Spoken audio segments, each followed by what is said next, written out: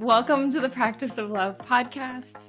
I am one of your hosts, Lair Torrent, and I'm here with my partner, Lair Torrent.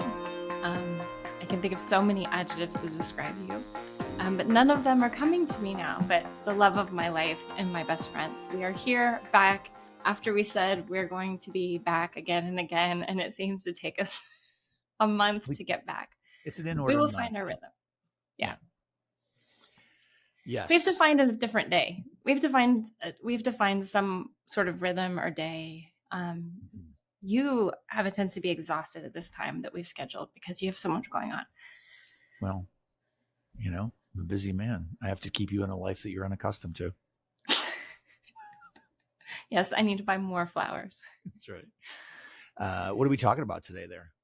Oh, yes, that's why I was going to lead us in. So we are finishing our conversation from, I think it was last month. I hope it was last month. I think it was which is part 2 of Should Relationships Be This Hard? And last time we spoke about mindfulness and parts. And today we were going to speak about the narrative, choosing, and personal responsibility in ways to navigate relationships. That's right. So the whole premise of this one is that that question that we often get asked, which is, should my relationship be this hard? And my pat answer to that, of course, is absolutely, but not for the reasons you're currently experiencing. That the reasons relationships are hard aren't for the top 10 reasons Google tells you your relationship should be hard. Your relationship should not be hard because of how we're spending the money, lack of physical connectivity, how we're raising the kids. Communication issues aren't even actually a thing that couples should be having to deal with.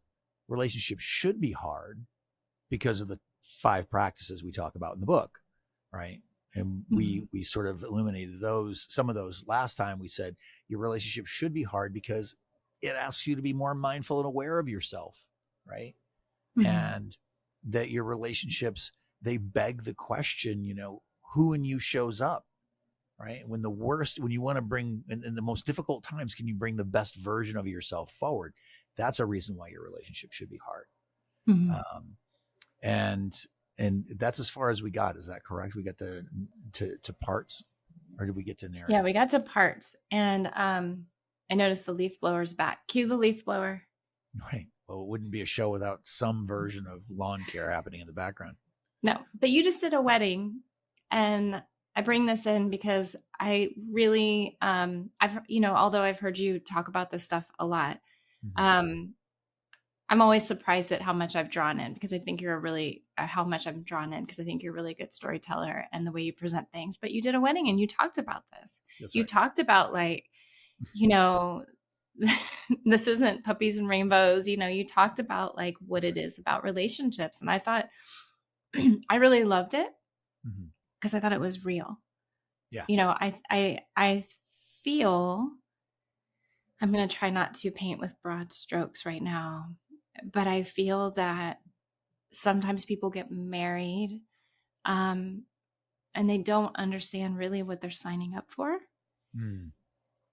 That it sounds like something we should do or a great idea, that, this is the next step.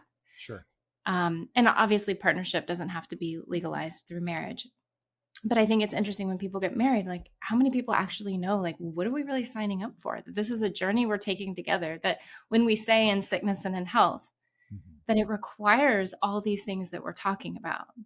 We know through richer for poorer, I just don't know that people often think about these things when they're planning their wedding, right? It's really about the party. No, those aren't fun.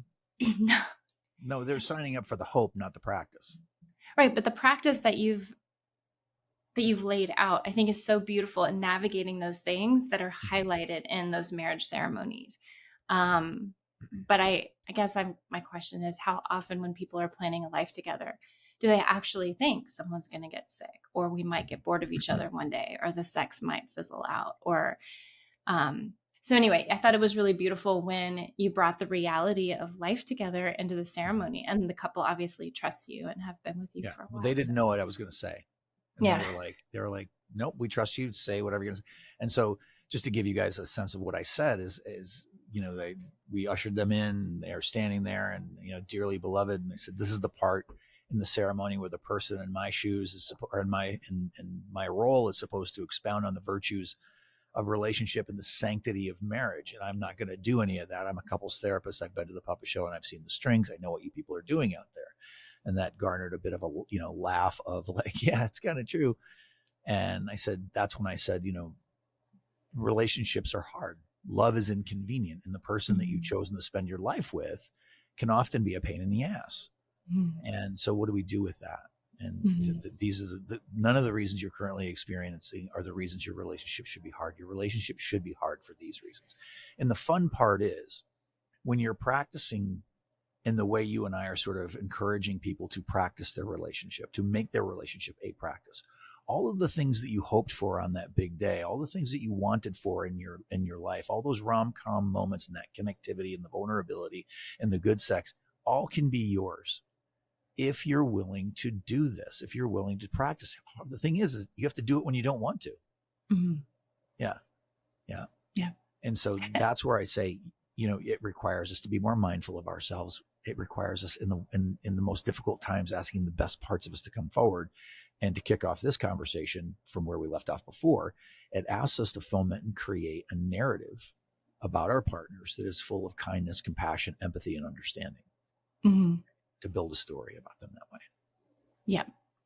And I feel like when you and I got married, we'd been together about 6 years. I think it was about 7 years. 6 years. You're the one who holds all the dates. I know. By the way, happy Mexico anniversary is today. Right. We got married in Mexico today. Yeah. We got legally married 5 months earlier. But today is our Mexico anniversary. But, I think it's kind of interesting. Well, maybe it's interesting to me, maybe not interesting to anyone listening, but hopefully. But I feel like after 6 years together, you and I didn't have any of these practices. We didn't talk like this, but what we had, we talked, but I don't think we named them. I think these were practices in our relationship, but I don't think if you would have said to me, you have such a good narrative about me, I would have been like, I don't know what you're talking about. See, no, I did that though. I did that. I can tell you that I did that. You did. It was actually, this is what kicked off. I don't think I've ever even told you this. Maybe I have.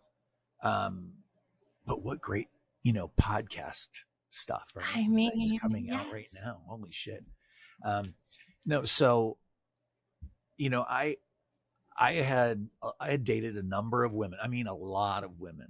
It's just when you said a number, I was like, serious. You get me every time. I swear to God. Such an ass. Ton. I mean, there were a lot of women.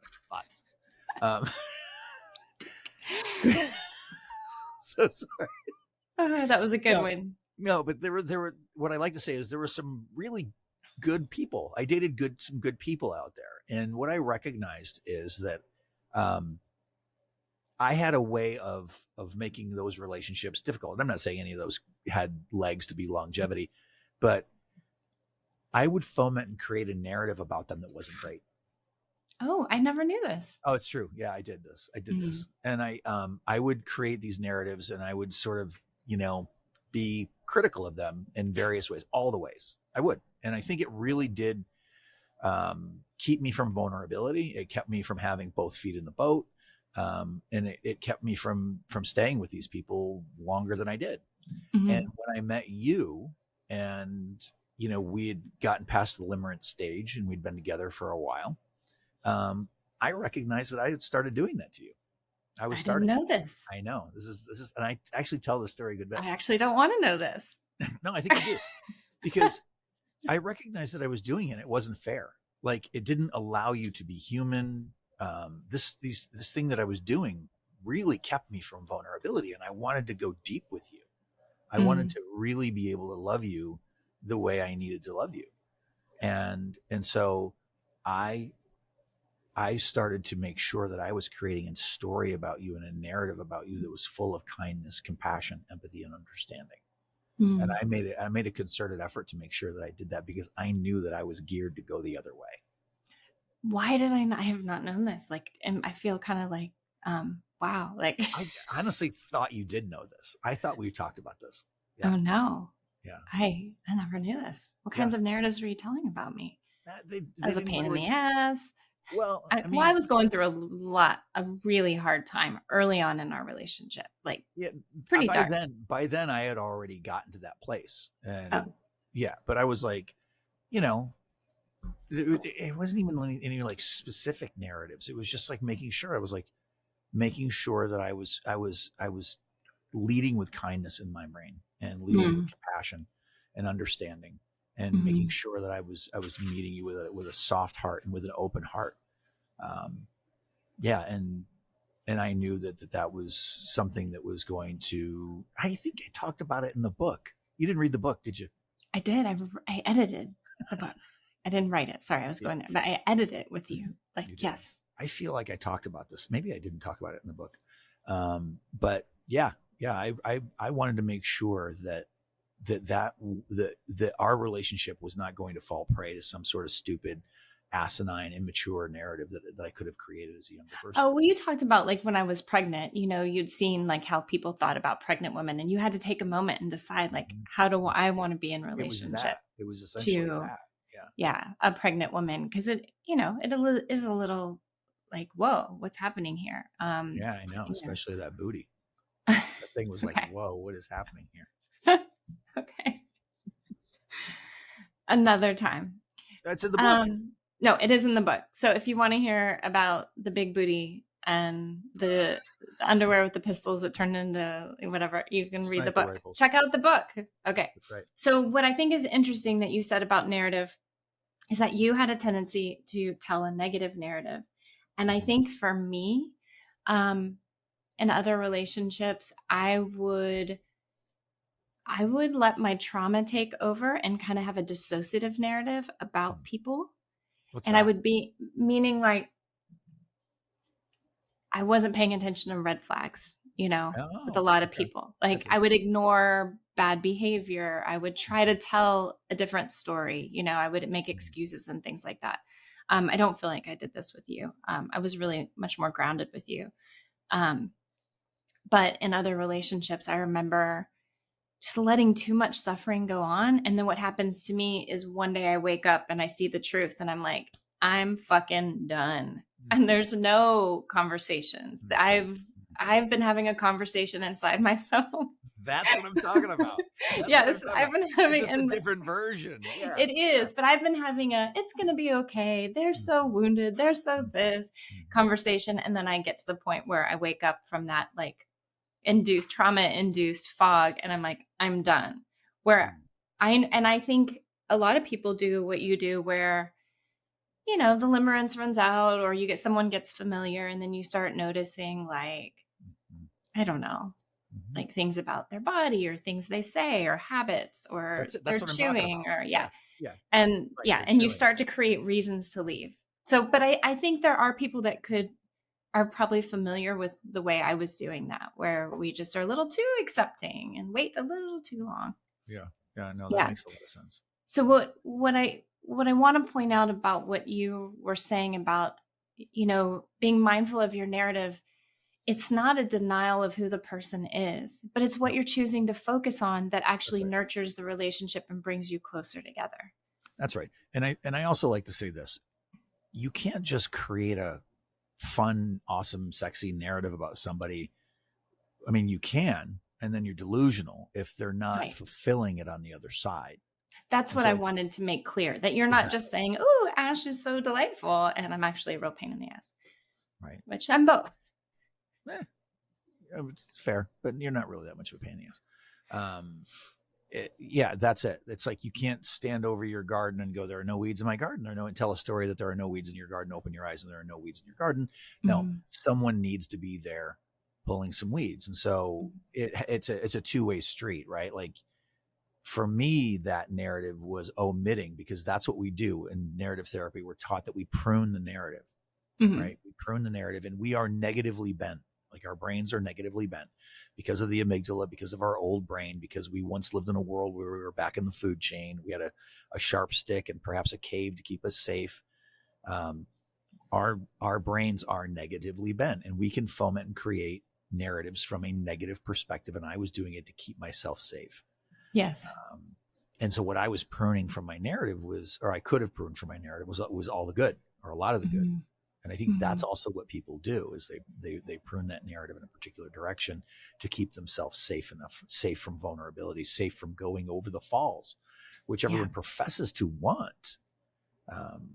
And I knew that I was going to have to give up those stories, or the story making in that negative direction, if I was to do the thing that I wanted to do, which was to go over the falls with you. I wanted to fall madly, deeply, more deeply in love with you.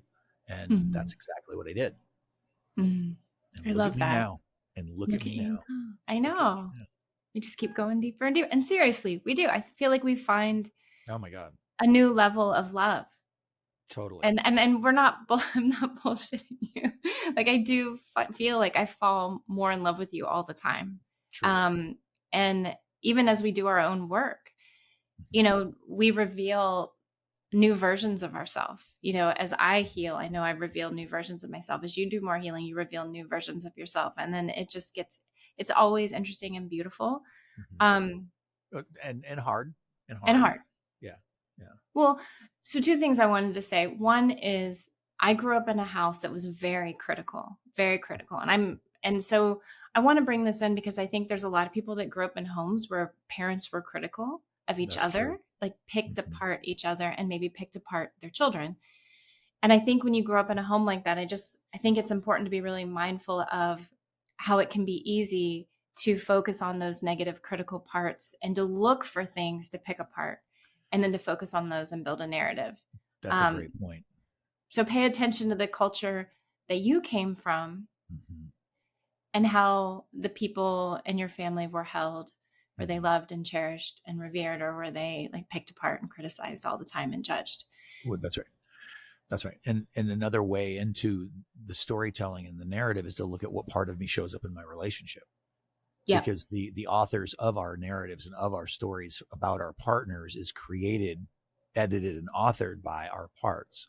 And so, riffing on what we said in the first part of this 2-part podcast, is that, you know, these parts of us, how we show up, are really, really important. Not the least of which is, these parts tell stories, and your narrative will be filtered through the aspect that's present in your relationship most often. So if you're in a very protective side of yourself most often, or a very critical side of yourself most often with your partner, you can bet your narrative will be pruned and edited in kind to reflect how you're showing up. And you'll see it in how you guys interact. Well, and one thing I thought we could bring in around this, and I'll try to do it quickly because I realized, man, we get talking, and this may have to be a 3-parter because I feel like this is a good conversation. We are chatting. But so I have a big birthday this month. I'm turning 50. I can't believe I'm married to a 50-year-old woman. I know. I can't. And, you know, as I've moved towards this birthday, sorry, Brandon, you have to listen to this again. This is the first time that age has kind of bothered me, you know, or I feel like it started bothering me, you know, as I got closer to it. And one of the things, there were a few conversations we've had, you know, when you turn 50, I don't really feel like I blinked an eye. I was just like, oh. But when I found myself turning 50, you know, it felt a little scary. You know, is this when I become invisible?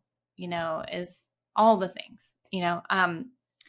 But what I really want to focus on is, I feel like you're so good at handling these conversations, you know, around aging as a couple.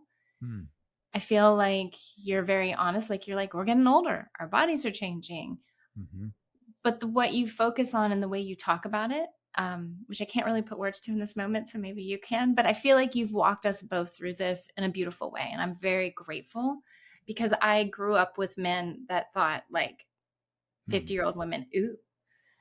Well, that's why the joke is a little funny, because it's not true, right? Like, I don't actually believe that. I'm thankful every day to be married to you. I mean, yeah. So when I wrote about that old couple on the train, right? And for those of you who don't know, there was this couple on the train. There's a lot of PDA, and as it turns out, I reveal in the book that they ended up being in their 90s. And I'm like, he still looks at her like she's that 20-something filly that he found in the soda fountain. I've told the story 1,000 times. And I was like, I want to look at you that way. Like, I don't want to be the guy who, I don't want to be a fucking cliche, quite frankly. I don't want our relationship to be a fucking cliche of people who just get kind of tired of each other, or we get old and we get saggy or whatever. I want to do it gracefully. I want to be able to see through that. I want the lens of love to blur my vision in that regard, and to, because, like, look, again, it's just what happens, and to become acceptant of that is part of the reason why I think, relationships are hard, because people don't want to do that. And we're inundated with vision of Instagram people and pornography, and this is the way people should look. Well, that's not the way people should look. This is the way people look. And I wanted to be acceptant of that, and I wanted to be accepted of that, because Lord knows I'm not going to be perfect. And so I knew that love between us could only prevail if I, for one, would grow the fuck up and take responsibility. That's the fifth practice, for the narrative that I was telling about you. Yeah. Well, and again, it's and by the way, anybody that's listening, Brandon is our podcast editor. He's a lovely human being, but I've mentioned him several times, and I need to remind myself that people don't know who the heck Brandon is. So that's Brandon. He's not the third person in our relationship. He's talking a lot today. Yeah. Well, and also the narrative is like a day-to-day, moment-to-moment practice, right? It's that mindfulness. Who's showing up? What story am I telling? Yeah. When something like in the household gets dropped or forgotten, like, just being compassionate and mindful of what you're saying in your mind about the person you love. Well, and again, I mentioned it in the book as being I use this one as a cautionary tale in the book, because it's hard. Once we've created those thoughts that create feelings, those feelings that create thoughts, that's how we create belief systems. And it is our narratives that predetermine who our partners are and who they are not. Who we believe them to be and who we believe them not to be. And unpacking that's one of the hardest things I run into as a therapist, is unpacking a uncurated, unkept narrative about each other. That's a tough one. Yeah. Well, and so often they're created from a very superficial ego place. And I think that's where we go to, like, these narratives aren't bullshit that we have about each other as we get older. But it's also, what are we going to focus on? Like, am I going to focus on, like, the beautiful parts of you inside and out, or am I going to be like, like, we're getting older, he's getting older, like, what's that? But that's what it's about, is like, what do I want to focus on? And it's more of I think the narrative from a heart-led place, that's where it's beautiful. But because ego can't be a part of this narrative, because it'll tell a false story or a bad story every time. That's right. So that's why relationships should be hard, because of narrative. Now we got to cover a little ground here in the next little bit, because we also have to talk about the reason relationships should be hard is also choosing. Yes. The practice of choosing. That's the fourth practice, right? Yes. This requires us to get out of our own way and find a conveyance of love that registers with our partners. And so when I talk about this, very often people will say, "Oh, you mean the 5 love languages?" And I'm like, well, sure, you can go there, but it's very, in my estimation, it's very superficial, right?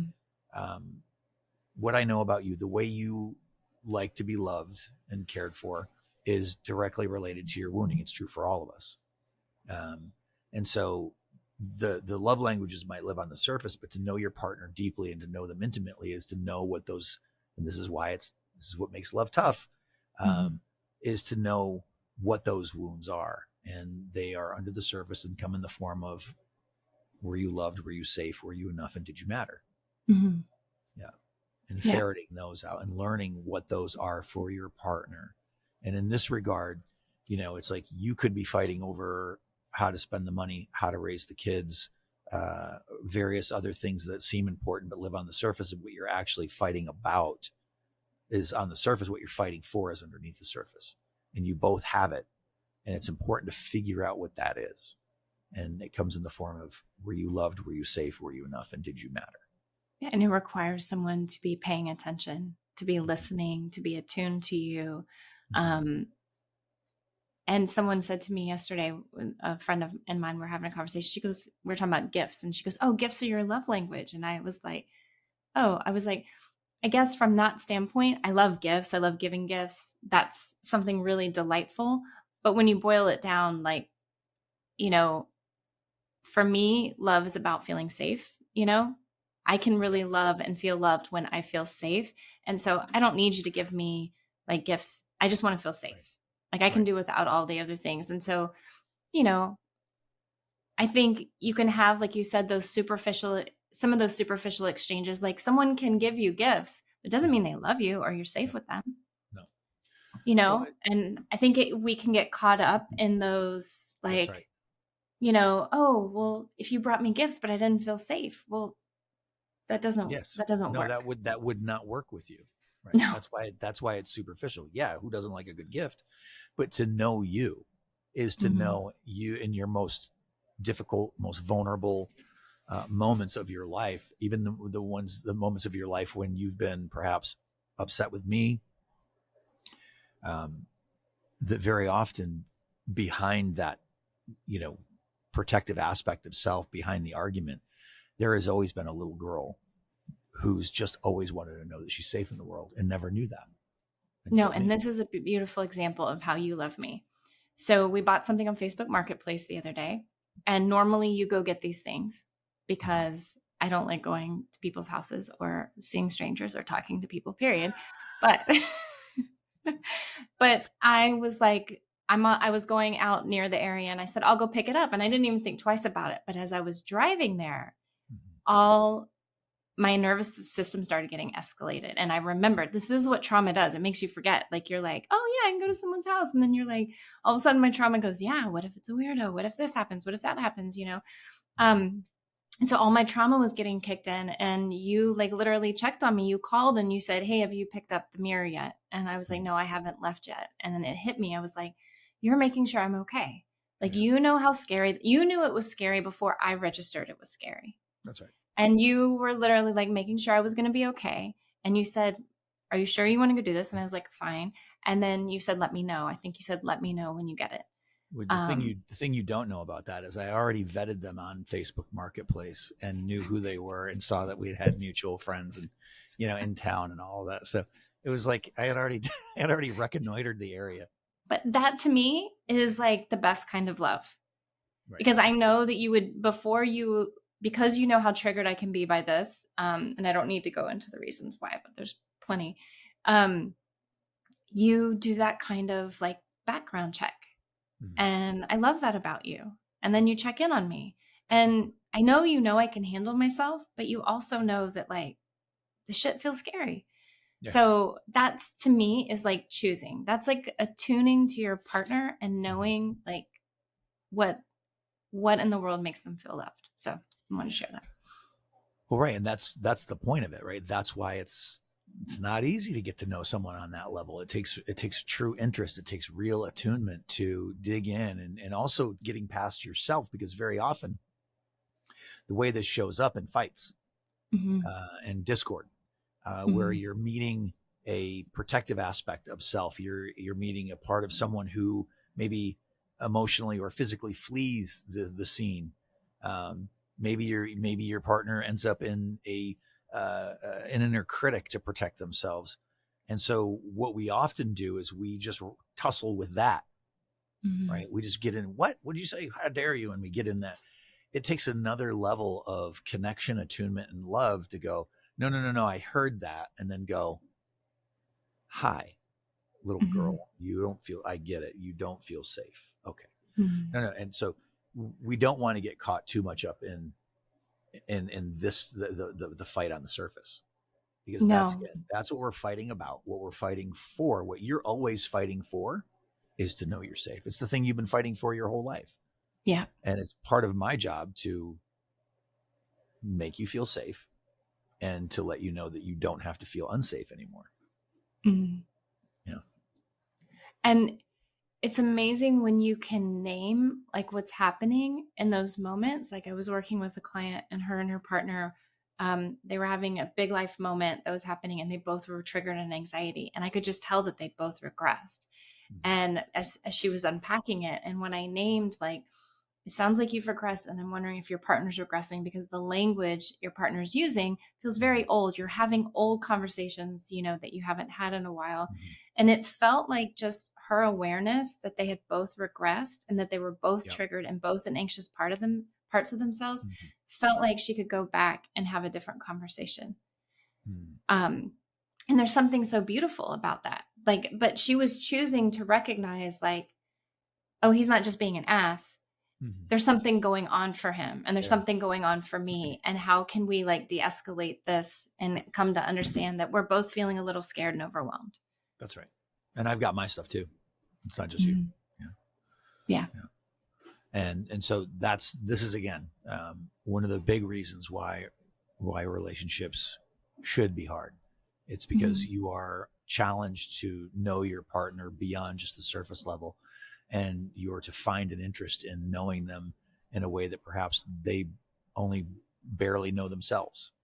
Well, you're considering that when you make decisions, like when you're That's right. Yes. moving Yep. through your life, not in a codependent way, but in this partnership is its own living, breathing thing. And if I make this choice, how is that going to resonate in the field of my relationship? How, will my partner feel safe or loved or that they matter as I make this choice or I make these choices? It's holding it. Does that make sense? It does. Yeah. Yeah. And I want to say too quickly, because very often when I mention, am I loved, am I safe, am I enough, do I matter? Typically women will look at their male partners, if that's the case, and go, I don't know what his is. And I can tell you, if you can't figure it out, if it's not obvious because of some trauma that made them feel unsafe or unloved or like they didn't matter, typically it is not enough. We are never enough as men. That's the secret I think that we hold, is that we never actually feel enough, no matter how big our egos might be, or bank accounts, or houses, or how nice our cars are. I don't think we ever actually feel like we've done enough. And that's just so fascinating to me. And I know there's talk about it. We can maybe this, I would love to go into this in another podcast, but considering the patriarchal society we live in, you would think the opposite, that men are like, oh, but actually I think there's just such a core wound that it isn't enough. That's why I think that's why the masculine piece is what it is, right? Like there is this egoic sense that we need to protect ourselves from people knowing that we are not enough, that we never feel enough. I think that's the shadow that, and you will get men out there who will go, I know what you're talking about. I'm like, dude, just give me 5 minutes in a room with you. I'll show you. You don't feel like you're enough. That's okay. But it's an incredible vulnerability that we never want to reveal, for fear that it is it's not masculine to feel that way. But again, I think you're right. I think it's possibly another podcast altogether. And to move on to the next practice of why our relationships should be hard is the big one, the coup de grace is personal responsibility. Yes. Yeah. Owning your shit. Right. Yes. One of my Ashley? Favorites. What? Right. Ashley? Right. To me, it's the sexiest of all the practices. It is for me too. Sometimes when you do it. Sometimes. No, it is the sexiest of the practices when you're like, I messed up. And I'm like, thank you. Yeah. And I said, you read this in the book. When you're like owning your shit, clothes are coming off. I am like, it's sexy. Panty dropper. It's a panty dropper. In this house, at least. Is it sexy to you when I own my shit? I wouldn't know. I want to talk about what's it like when you have a partner who's evolved enough to just like own their shit. What is that like for you? Can you tell me? You Uh, know, you're full of shit right now. no, it is. It's great. It's amazing. When it makes the space between us, between everyone, safer when your partner owns their stuff. When you recognize you're in the room with an adult, and that I Mm-hmm. am not going to have to try and fight for what I know I feel or what I think Mm-hmm. happened, right? Regardless of whether your partner agrees with you or not, they are required to agree and understand that you are having an experience. The thing I tell people is that empathy requires no agreement whatsoever, and this is Mm-hmm. one that people really have a hard time with, because I think people feel like they are becoming too permissive, and that's a misnomer, right? Mm-hmm. Like, I'm going to be a doormat. That's not what I'm saying. I'm not asking you to give up ground. I'm asking you to take the higher ground. The ground of personal responsibility is the emotional intelligent ground, the Mm-hmm. emotionally intelligent ground. And again, peering beyond this veil it's a trust fall Mm-hmm. into, yeah, if I own my shit, will they, or will they just take an opportunity to then hammer me, Mm-hmm. right? Mm-hmm. This is a No, big. and it's a really tough one. And I feel like I'm really good at owning my shit if I've known I've fucked up. Mm-hmm. Um but there's something I have struggled with, like if I feel like you're criticizing, which I know you're not, but you're telling me something I've done. I'm trying to give an example, but I know there's an aspect that in our relationship that I feel like I'm constantly working on the Mm-hmm. piece of, because when I feel criticized, it makes me feel unsafe. So When you feel criticized by me in particular, yeah, yeah, we it have a hard makes me feel unsafe. time. So I'm working and practicing on remembering that I'm safe. Mhm. Because I feel like there are things I'm good at owning. Like I'll be like, oh, Oh I yeah, fucked that up. I'm so sorry. Or you're like, yeah, why'd you talk to me like? I'm like, yeah, I was wrong. But I can't even think of an example. I'm sure you can. But there's a aspect of our life where you'll say this doesn't feel good. And I will screw it up every time. And then I'll have to come around to remind myself that I'm safe and then own my stuff. And I wish my turnaround time was quicker, is what I'm you and me saying. both. Wish for that. Just kidding. But You're it's a actually, big yeah, what? Go you're ahead. actually really good. You're really good. There have been moments, and I'm forgetting what it was in this moment because it probably wasn't that important. But I just remember, like, I was sitting on the bed and we were having a kind of a back and forth. But I recognized like what my personal responsibility was, and I owned it pretty quickly. And you were just having a dog fight with yourself or with owning it. And I just remember sitting there. And I said, I go, somebody's got some shit they've got to own, and you know it and I know it and everybody knows it, and you just like you leaned back against the wall and then you slid down the wall to the floor and you were just like and it was like the perfect sort of physicalization of what it's like to have to own your stuff when perhaps you're struggling with it, and this is why Yeah. relationships are hard. And to your credit, you did it. You were just like, I know you're right. And then you told me why I was right. Um, and you owned your stuff, and it was such an Mhm. adult thing to do. And it makes the space between us safer when I can tell you something that I'm having a hard time with, that perhaps you did or said or didn't say or didn't do. And you're like, yeah, I can see that. I get it. Um, Mhm. Again, empathy does not require agreement. You don't even have to agree that that's what your intentions were or what you exactly did. Or how you But if, felt. I don't have to agree. I just can say I heard you or own well, my part in it. I have to agree that you're feeling that way. Yeah. I don't have to agree with how you got there. Like, Right. you could have absolutely misconstrued all of, and this is where people fall hard on intention, right? Mm. We will argue for our good intentions because I'm a good person. I don't do those Mm. things. I don't treat people this way. We have these ideas of who we are and who we're not. And we will fight to the death for our good intentions, rather than just saying, okay, my good intentions be damned, the person I love feels this way, I had Mhm. something to do with that. Mhm. And in order to facilitate connection, I'm probably going to need to own some stuff Yeah. and say, hey, I did not mean to speak to you that way, as a boilerplate example. you know. Well, it's such an important part of our culture and our family with our boys. And Mhm. you can see at what ages people get really stunted because our boys who are 11, 15, like you can see the ways they try to avoid personal responsibility and the things that It's a they great say. point. It's a Oh great my God, like the shames, like, Mhm. even if you're not shaming, the shame spiral or like that, Mhm. oh, like all of a sudden Mhm. it becomes all about how they're feeling that you called them out on their stuff. Or Mhm. what's an example of like, I mean, and if you've been gaslit, that's a Yeah. great way of people not taking responsibility. Or I'm sorry you feel that way about what I did, or I can't remember what it is. Yeah. I'm sorry that you feel that way. Well, I'm sorry you feel that way. the one that Jake's doing right now is he's going very, very quickly. No, I didn't. That's not what I said. That's not what I did. And we have to kind of walk him back to, you did actually do this and you did say that. And he goes, yeah, yeah, I did. I did.